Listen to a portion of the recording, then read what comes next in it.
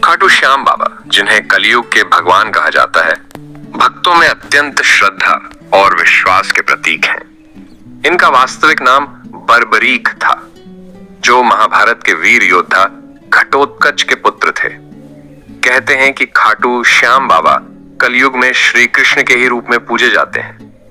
इस कहानी में हम उनके जीवन, बलिदान और भक्ति की एक प्रेरणादायक गाथा पढ़ेंगे, जो न सिर्फ धार्मिक आस्था से जुड़ी है, बल्कि हमें आत्मसमर्पण और सेवा का भी संदेश देती है। कहानी की शुरुआत बहुत समय पहले की बात है।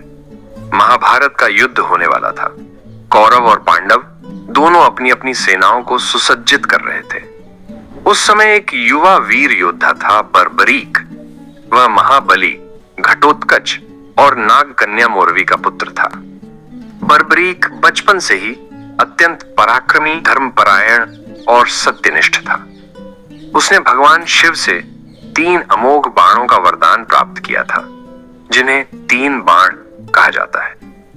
इन 3 बाणों की शक्ति इतनी प्रचंड थी कि पहला बाण सभी दुश्मनों को चिह्नित कर देता था, दूसरा बाण उन्हें समाप्त कर देता था और तीसरा बाण बचे हुए को फिर से अपने स्थान पर रख देता था। साथ ही बर्बरीक के पास एक विशेष धनुष भी था, जो उसे अद्वितीय बना देता था। युद्ध में भाग लेने का संकल्प बर्बरीक ने महाभारत के युद्ध में भाग लेने का निश्चय किया, लेकिन वह धर्म संकट में था। वह सोच में पड़ गया कि किस पक्ष का साथ दे।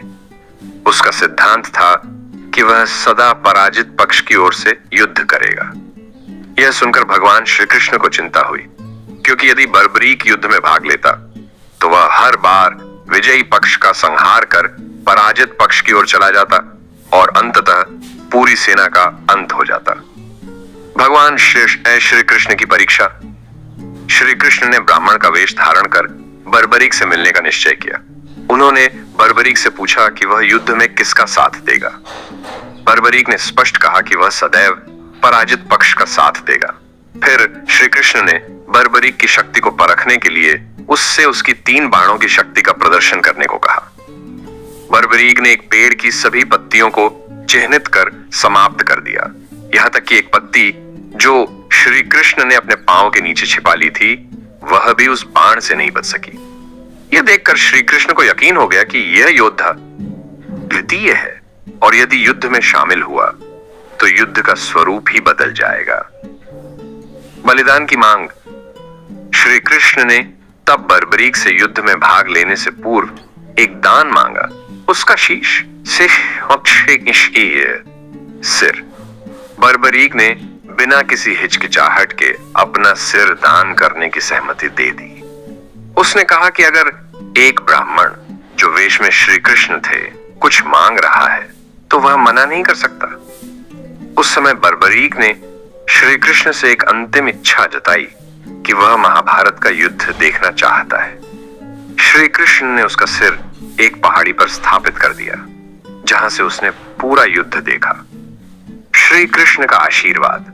महाभारत युद्ध के समापन के बाद श्री कृष्ण ने पांडवों को बताया कि युद्ध की सबसे बड़ी भक्ति और बलिदान बर्बरीक का था।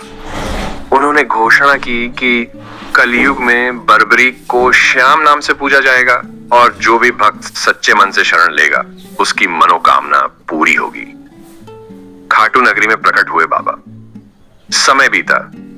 कलयुग में एक दिन खाटू नामक स्थान, राजस्थान के सीकर, एक चरवाहे को एक चमत्कारी स्थान पर बार बार अपने पशुओं का रुकना महसूस हुआ। जब वहां खुदाई की गई तो वहां से एक शीश निकला।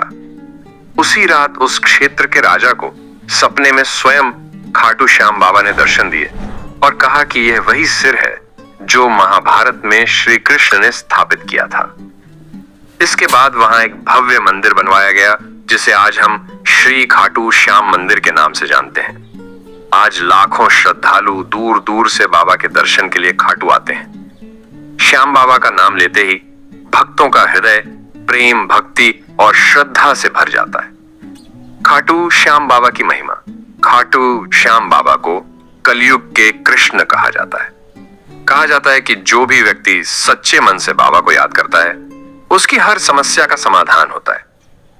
श्याम बाबा को हारे का सहारा कहा जाता है, अर्थात जब कोई मनुष्य जीवन में हार जाता है तो श्याम बाबा उसे संबल देते हैं। भक्तजन बाबा के मंदिर में निशान यात्रा के रूप में ध्वज लेकर पैदल यात्रा करते हैं। बाबा के भजन, कीर्तन, जागरण और रासलीला में एक